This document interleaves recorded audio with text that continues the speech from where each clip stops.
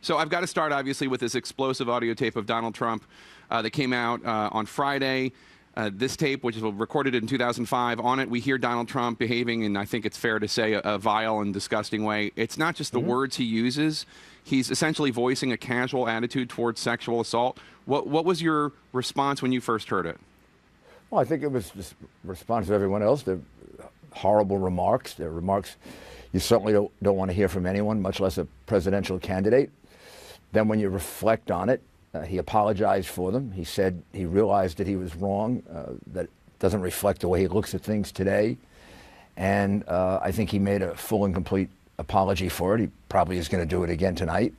So then we have to factor that into all the other things that are involved in this election, which include what's going to happen with our economy, what's going to happen with us nationally.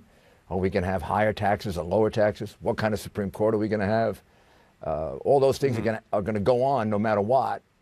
And the question is this the one issue on which we should decide it? Apparently, Democrats don't think the one issue they should decide their election on is the fact that Hillary Clinton seems to have used the State Department as a pay-for-play operation of the Clinton Foundation. Hundreds of millions of dollars, 20% of our uranium sold to Russia, and 200 million or so going to the Clinton Foundation. These are things that are, equally as bad, fact criminal. But the Democrats seem to overcome that. The Democrats seem to overcome that, and the Republicans are, panicking. I understand you would want to change the subject. I would too. Where are you?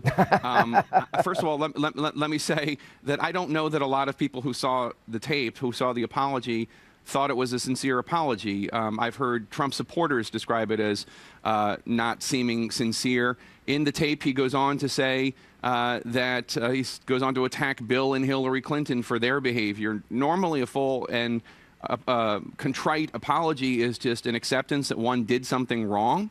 And it's not just the words he uses. I think it's this casual attitude, and then no deflection. Just I accept it. I did something wrong, and that's the end of it. He went on the attack against the Clintons, and I think a lot of people thought, boy, this doesn't really feel like an apology to me.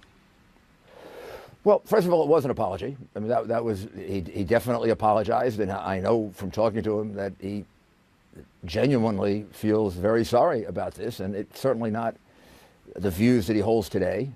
He's run for public office. He spent the last year and a half traveling around the country. He realizes the responsibility that he has to the people that follow him and that believe that we have to make a change in this country. I think that alone has put a heavier weight of responsibility on his shoulders than he ever had when even he was an entertainment star and the star of The Apprentice. It's a different man that emerges when you campaign around the country for a year and a half and you hear the concerns and the problems of the American people. And you realize that roughly half of them believe what he believes and think this country needs a very big change. And he's the agent of that change. Right, but